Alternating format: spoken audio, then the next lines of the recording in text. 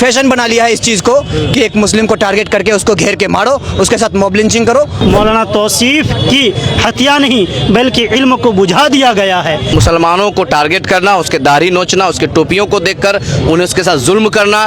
कल तौसीफ की तरह इनको भी मार के फेंक तो नहीं दिया जाएगा? क्या हमारे बेटे जो यहाँ से जिंदा सलामत जाएंगे, क्या उनका जो है डेड बॉडी आएगा? क्या उनको सुपुर्द खाक करने के लिए हमको देखना पड़ेगा? क्या ये दिन आएंगे? यहाँ पर हजारों की तादाद में लोग आए हुए हैं, बोगी के लोगों से मदद मांग रहे हैं, लेकिन गुंडों ने उसको इस तरह से जकरा, इस तरीके से पीटा, इस तरीके से मारा कि वो जो है इस दुनिया से रुखसत कर गए। हम भी टोपी कुर्ता पाजामा वाले हैं, तो क्या हम अकेले सफर नहीं कर सकते?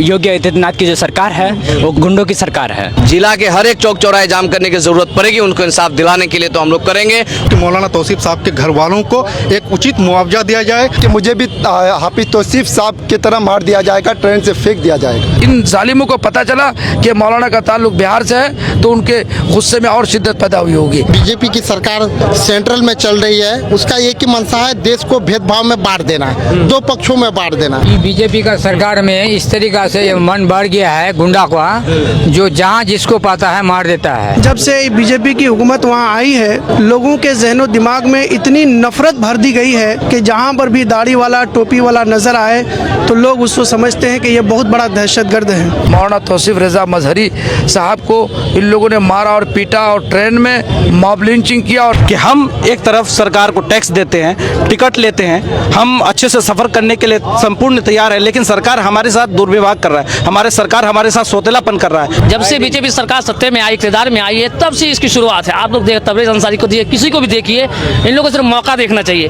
कि कैसे मुसलमान अकेले मिले और इस पर टूट पड़े भेड़ियों की तरह, और यही इनके साथ हुआ जानबूझकर। स्वागत है आपका दोस्तों केडीबी लाइव में। मैं हूं फिरदौस गनी। मैं भी इस वक्त मौजूद हूं ठाकुरगंज में।